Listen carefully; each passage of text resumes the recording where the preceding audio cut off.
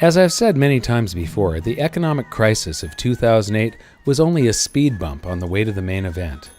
I believe that before the end of this decade, there will be an economic crisis so historic that it will eclipse the crash of 1929 and the subsequent Great Depression. I also believe that it is both unavoidable and inevitable because it is merely the free market releasing stored-up energy from decades of economic manipulation. Yes, bad things are going to happen, but it could be the best thing that ever happened to you. This guide started out as the top 10 reasons to buy gold and silver and was originally drafted by some very good and well-intentioned employees. But when I read it, something just didn't feel right. It contained all the usual reasons that any precious metals dealer would point out as to why people should own gold and silver. Though they were all very good reasons to own gold and silver, they weren't the reasons that I buy gold and silver. So here you go, a countdown of the top 10 reasons that I buy gold and silver.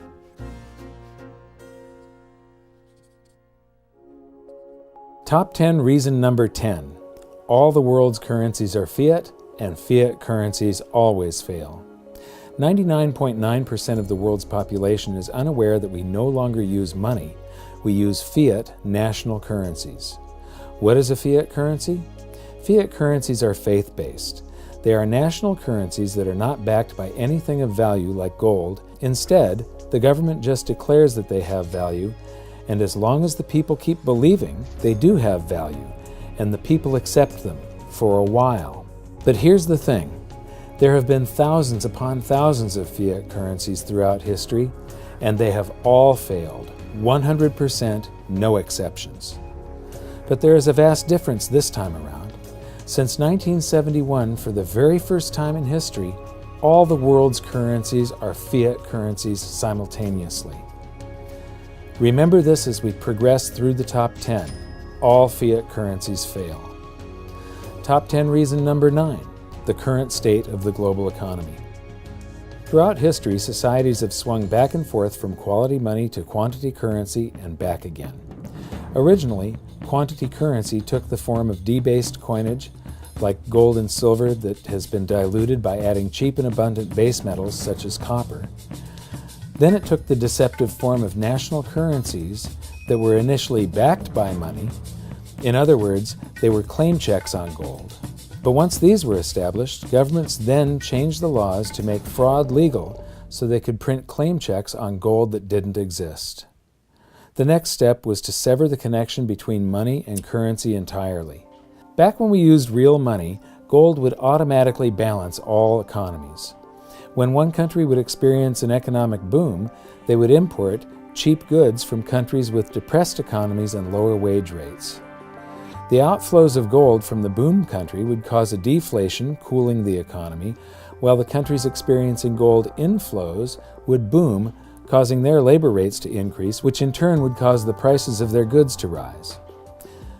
This meant that trade imbalances would always automatically rebalance. With gold, government spending was also constrained.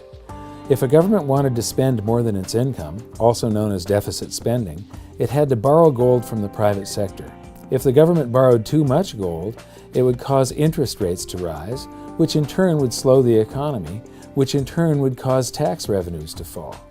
But the debt-based global monetary system has allowed deficit spending and trade imbalances and bubbles to persist and balloon to levels unprecedented in all of history.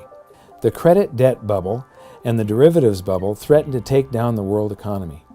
The only comparison you could make is to take every great bubble in history times 1 million and have it burst everywhere on the planet simultaneously. It threatens to be a global financial nuclear holocaust, the only survivors of which will be the owners of gold and silver. Top 10 reason number 8, a new world monetary system. I am a firm believer that everything happens in waves and cycles. When I was writing my book, I discovered that every 30 to 40 years the world has an entirely new monetary system. We have had 4 different monetary systems in the past 100 years. The system we are on today is the US dollar standard. It is an aging system that is way overdue for its own demise. It is now developing stress cracks and will one day implode. Before the end of this decade, history will repeat, and just as in 1922, 1944, and 1971, there will be an emergency meeting of economists and government representatives to hash out a new world monetary system. It's normal. No man-made system can possibly account for all the forces in the free market. They get old, they develop stress cracks, and they implode. But what is different this time around is that the last three transitions were baby steps from full gold backing to partial gold backing to less gold backing to no gold backing.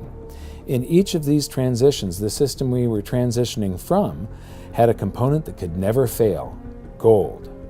This time we will be transitioning from a system based on something that has always failed: fiat currencies. The key component to this transition from the US dollar standard to some new standard is, of course, the US dollar. But the US dollar represents more than half of the value of all the world's currency.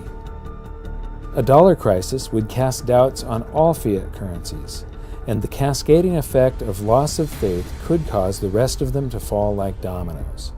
The central bankers will try everything they can think of to keep the fiat game going, but when everything they try fails, they'll look around and say, "What worked before?" And once again, the pendulum will swing back to quality money. The only beneficiaries of this event will be gold and silver and those who own them. Top 10 reason number 7. Gold and silver come with a central bank guarantee. My book was written from 2005 to 2007. In it, I said there would first be the threat of deflation. This came true with the crisis of 2008. To which Ben Bernanke would overreact with a helicopter drop of currency. This came true with the bailouts and QEs, which would then cause an inflation. This came true when the stock markets and real estate markets reflated. So far, the Federal Reserve has not only lived up to my predictions, but it has surpassed even my wildest nightmares. They believe that they can fix things by running the printing presses. But the tail does not wag the dog. The free market is responsible for our prosperity. It is the economy, not the numbers they print on pieces of paper or conjure in computers. So now that they have proven that massive currency creation doesn't work, they're going to double down on it. But it is the market that ultimately rules. They are about to discover the horrific economic consequences of their reckless actions. As I said in my book, next there will be a real deflation, a contraction of the currency supply they cannot control. This will happen when the credit, debt, bond, fiat currency, and derivative bubbles begin to implode. The reaction of the world's central banks will be to print until deflation gives way, which I believe will cause a hyperinflation. But a hyperinflation doesn't even require a nation to print its currency into oblivion. It only requires a loss of faith. But never fear, because periodically throughout history, gold has revalued itself as it is bid up in price by the free market as people rush back to it for safety. This is when gold does an accounting of all the currency that's been created since the last time gold did an accounting. In doing so, its purchasing power rises exponentially. It has always done this, and I believe it always will. Top 10 reason number 6. Everything else is a scary investment. By any realistic measure, stocks have been in a super bubble for more than a decade now, with valuations and yields in the danger zone, while bonds are in the later stages of a 30-year bull market and real estate is still deflating from the biggest bubble in history.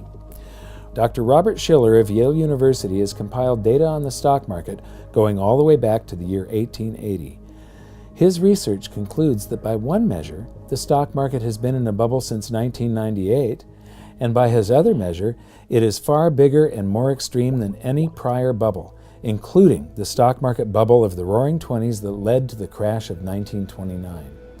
Further research shows that the only reason the markets have been levitated to these levels is due to the Federal Reserve stimulus.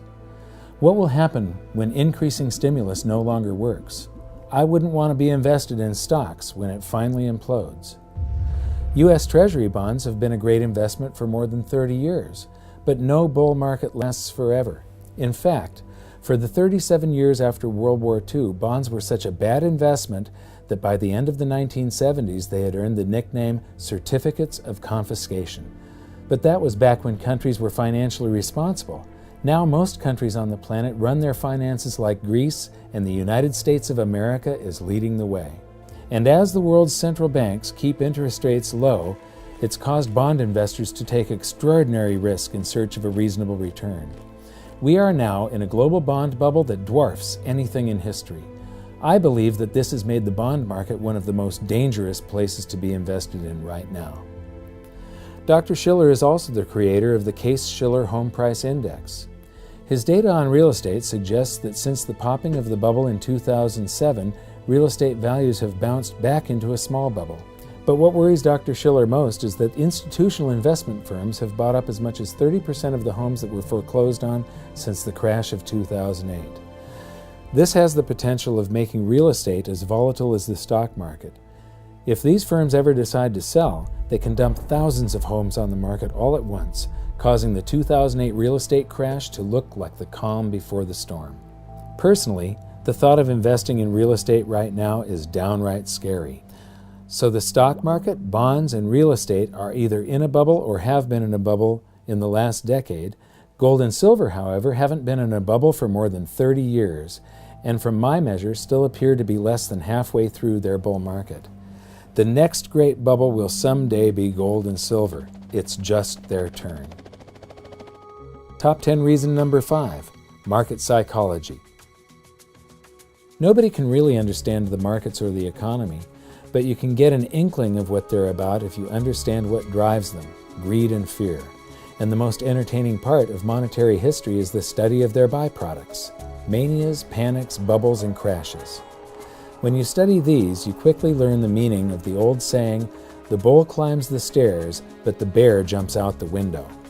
What it means is that it can take years to create a bubble, but only days or weeks for it to burst. This is because, when it comes to greed and fear, fear is by far the more powerful emotion. Gold and silver are sometimes the exception to this rule because they can rise as fast as lightning in a panic. In the golden bull market of the 70s, it took 9 years for gold to rise from $35 to $400. But once a panic out of dollars to the safe haven of gold began to develop, it only took 33 trading days for it to more than double, rocketing to $850. But actually, it was only a very small percentage of the population that was panicking out of dollars in the 70s. This time, I think it'll be everyone. Where do you think gold and silver would be headed if my reasons 10 through 6 come to pass? Top 10 reason number 4. This time, it really is different. The differences between the precious metals bull market of the 70s and the great gold and silver rush of today are vast. In the 1970s, only 2 major exchanges, one in London and one in the US, set the price of gold. So it was only North America and Western Europe, about 10% of the world's population, that could participate in that great gold rush. This time, it's the entire planet. In the 1970s, the number of investors in state-run economies like Mao's China or the USSR was 0. Now those countries are home to more than 100 billionaires each. Much of the rest of the world lived in extreme poverty. Today, there are almost 1,500 billionaires in the world living in more than 50 countries. Every country on the planet has expanded their currency supplies about tenfold since the 1970s, so each potential investor has 10 times the currency. And within each population, there has been the extraordinary development of the investor mindset. In the 1970s, we were a planet of savers. But then, as nations around the world abandoned gold and silver as money and adopted fiat currency, inflation raged, punishing savers and rewarding investors and speculators. Then we had the tech bubble of the 90s and everybody became a stock trader. Then we had the global real estate bubbles and everyone became a real estate investor or flipper. For more than 30 years, saving has been punished and investing and speculating has been rewarded. The result is that there are many, many times more people likely to invest in gold and silver this time around. The number is very hard to project, but I would guess it's somewhere between 10 and 100, but possibly even as many as 1,000 times more people with an investor mindset. Remember that in the state-run economies, more than half the world's population, there were no investors. And today, China is in the midst of an investor-driven real estate hyperbubble. So that's 10 times the people, each with 10 times the currency, and within each population there is somewhere between 10 and 1,000 times the number of people with an investor mindset. That's somewhere between 1,000 and 100,000 times more currency that will someday come chasing gold and silver this time around. Yes, this time it really is different. Top 10 reason number 3. Gold and silver should buy a whole lot more. There's an old myth that in ancient Rome an ounce of gold could clothe a man from head to toe with a toga, sandals, and a belt, and that today a man can still clothe himself in a suit, shoes, and belt for the price of an ounce of gold. People claim that this has always been the case. Nothing could be further from the truth. Before the Federal Reserve was created, you could buy an outfit with an ounce of gold, but by the end of the Roaring '20s, due to inflation, you couldn't. Then by the beginning of the Great Depression, because of deflation, you could, but by 1970, an ounce of gold would only buy the shoes. Then just 10 years later, it would buy a top-notch suit, very fine shoes, and a great belt, but by 2001 it could only buy a shoddy suit, cheap shoes, and a crummy belt. Yes, gold has always been worth something, but it has always zigzagged in a range of purchasing power. However, this myth is based on a true fact. Humans mine gold at about the same rate that they make babies, so there is relatively the same amount of gold per person on the planet today as there was in ancient Rome. So let's dissect the myth of the Roman suit to see why gold's purchasing power has varied and what it could be in the future. The gains in efficiencies made since ancient Rome are mind-boggling. To make a toga required cotton to be planted, tended, picked, and separated from the seed by hand. Then the cotton had to be hand-washed, combed, and spun, taking someone weeks to make enough thread for a toga. Then the thread was dyed with colors that were hand-mined or harvested. The cloth was then hand-woven, cut, and stitched into a toga. The shoes and belt were equally labor-intensive. Today, with factory farming, cheap fuel, modern irrigation, and pesticides, it's possible to tend thousands of acres planted at densities never before imagined. Giant combines drive through the fields, plowing the dirt and sowing the seeds in one pass. At harvest time, specialized combines pick the cotton and other machines separate the seed. With factory ranching, efficiency is the same story, with thousands of sheep being tended and shorn in production line fashion.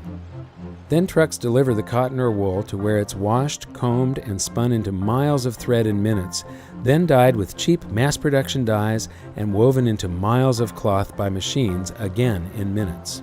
Then the cloth is stacked many layers thick, and a computer-guided shear cuts out dozens of each of the parts of the suit in a single pass. The parts go to an assembly plant where workers who specialize in making the left sleeve or the right leg and such do so at amazing speed. Workers that can turn out dozens of suits per day do the final assembly also at a blazing rate. Then it's shipped to a store where you can pick from dozens or even hundreds of styles, colors, and sizes. And it's a similar story at the shoe factory that spits out a pair of shoes every few seconds and the belts that come off the production line by the thousands. The end result is that the time value of the Roman outfit most likely measures in months of human labor, whereas the modern suit contains only a few hours. This is true of all the other stuff in society as well. When it comes to the time value contained in stuff, everything today is on sale for a tiny, minuscule fraction of what it once cost. And as proof to support my thesis, I offer this. Today, a good percentage of the world's population has maybe 100 times more stuff than 99% had 2,000 years ago. Think about it. You are surrounded with furniture, cell phones, computers, TVs, refrigerators, grocery stores, cars, planes, hotels, restaurants, a great bed to sleep in at night, and just about anything else you want. By contrast, 2,000 years ago, with the exception of the ruling class, most people made a subsistence living barely able to afford the things they needed to survive. In many cases, a great bed or a pair of shoes were extravagances they would not experience in their lifetimes. So if this is true, and it is, then why is gold's purchasing power so low? If there's so much more stuff per person, but the same amount of gold per person, shouldn't an ounce of gold buy many, many, many times more stuff than it does today? Absolutely, emphatically, yes, it should. Then why doesn't it? because of the other big factor in busting this myth. In ancient Rome, if you wanted to save some of your wealth for the future, there was only one asset available for you to save your purchasing power in: real money, the gold and silver coins that made up their money supply. Today, if you want to save some of your wealth for the future, you do so with financial assets such as stocks and bonds, and maybe a tiny portion of currency in a checking account. These highly liquid assets actually compete with gold and silver as a place to store your wealth. They all dilute each other's purchasing power. In ancient Rome, there was only one place to store your wealth. Today, there are thousands. So that's the answer. With technology, machinery, and super cheap energy, we've become 1,000 times more efficient at producing stuff, and at the same time, we've created 1,000 times more ways to store our wealth.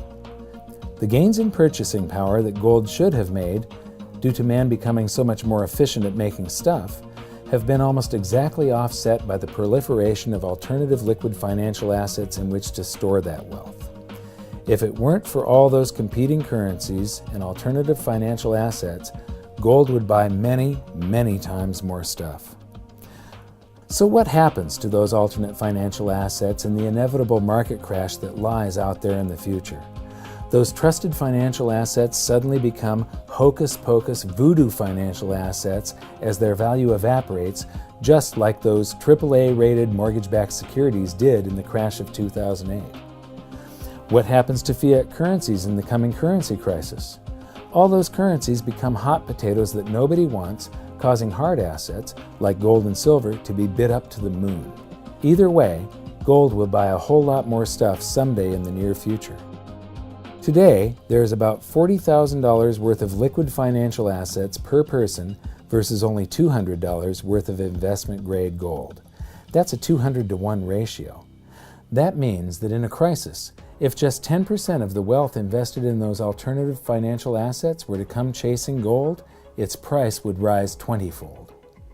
The moral of this story is, if you want to buy 20 suits, shoes, and belts a few years from now, buy an ounce of gold today. Taken separately, any one of these reasons is a compelling case for gold and silver. But if you look at them all together, and you take into account that for the very first time this gold and silver rush is going to be global, you realize that these reasons aren't just additive, but they multiply upon one another. Therefore, my top 10 reason number 2 is, it's all happening at once, and this time it's global. So, there's more stuff per person than at any time in history, but the same amount of gold, and competing currencies and other assets have diluted gold's purchasing power. Today there's 200 times more wealth stored in these competing assets than there is in gold, and if only 10% of that wealth comes chasing gold, its price will rise 20-fold. And in the crisis I see coming, it's going to be a lot more than just 10%. The world is now in uncharted territory. Budget deficits, trade deficits, and government debt have ballooned to lethal levels. Real estate, stocks, and bonds are all in bubbles, and the credit, debt, and derivatives bubbles threaten to take down the world economy. It took years to create these bubbles, but it will only take days or weeks for them to burst, and all bubbles eventually burst. In the inevitable crash and currency crisis that are bearing down on us, most trusted investments will probably evaporate while gold and silver are pushed into hyperbubbles. Because when it comes to greed and fear, fear is by far the more powerful emotion, and in a crisis, fear is what drives investors. Today there are 10 times the people, each with 10 times the currency, and somewhere between 10 and 1,000 times the number of people with an investor mindset than in the last great gold and silver rush. That's somewhere between 1,000 and 100,000 times more currency that will come chasing gold and silver this time around. For the very first time in history, all the world's currencies are fiat, and fiat currencies have always failed. Couple that with the facts that every country on the planet is creating currency on a suicidal scale never before imagined, that every 30 to 40 years the world has an entirely new monetary system, that we are overdue for the transition to a new monetary system right now, and you now have the recipe for a cataclysmic economic event that will be the greatest wealth transfer in history. It can either impoverish you, or it can enrich you beyond your wildest dreams. Knowing this, you think I would take every spare unit of currency I can get my hands on and buy gold. So why don't I? Because silver is undervalued compared to gold, so I buy both, but I buy mostly silver. And finally, top 10 reason number 1, I sleep better. As I said at the beginning of this article, I believe that an economic crisis of historic proportions is headed straight at us, and there is no avoiding it. Never before have all the governments on the planet simultaneously laid down the foundation for the perfect economic storm. I believe that there will be a global fiat currency crisis that will cause the bubbles in stocks, bonds, and real estates to burst simultaneously. This will result in the greatest economic crash the world has ever seen. Things could get pretty bad. The possibilities range from my being completely wrong to total economic collapse and a financial Armageddon from which we never recover. Toward the bad end is the possibility of the failure of the monetary system, which could cause rioting and a disruption of the food supply. But in any range of possibilities, there is something called a bell curve of probabilities. What that means is that either of the extremes, also called the tail risks, are very unlikely to happen, but that something in the middle is very likely to happen. Believe it or not, I am not a doomsayer, but nor do I believe the government when they tell me everything is going to be all right. I think it's going to be something in the middle. Yes, I believe it's going to be the greatest crash in history, but I have great hope. Man is an amazing species. We have a resilience and ability to adapt and bounce back from anything.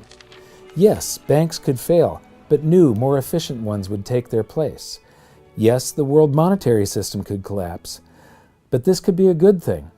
If we could just make fraud, theft, and conflicts of interest illegal for the financial sector, like it is for the rest of us, and if we could just leave the free market alone and stop manipulating and meddling with it, it would quickly provide us with a new, efficient, stable, and honest monetary system that would increase the prosperity and standard of living for everyone. Yes, the stock, bond, and real estate markets will probably crash, and for those who are unprepared, it will be devastating. But if it's going to happen anyway, and if there's nothing I can do about it, then I may as well try to figure out how to turn this catastrophe into the best thing that has ever happened to me. As I have said many times, there are these brief moments in history where the safest asset class, gold and silver, the safe haven to protect your wealth for the last 5,000 years, simultaneously become the asset class with the greatest potential gains in absolute purchasing power. In periods of crisis, gold and silver are the asset class that outperform all others. This decade will see the greatest financial crisis in history. That means it will also be the greatest wealth transfer in history, and that means it is the greatest